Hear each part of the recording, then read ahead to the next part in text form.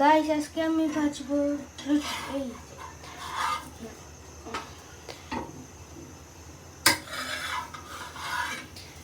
আর guys এবার আমি রুটি ভাজলাম আর একটু বাড়াই একটু কপসরা রুটি ভাজা এইভাবে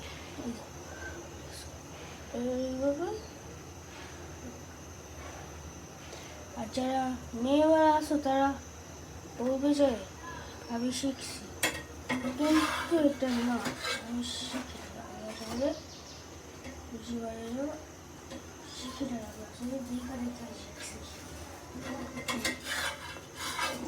আর গাইস আমাদের রুটি কমপ্লিট। এবার তোমরা লাইক এন্ড সাবস্ক্রাইব করে আমাদের সাথে থাকো।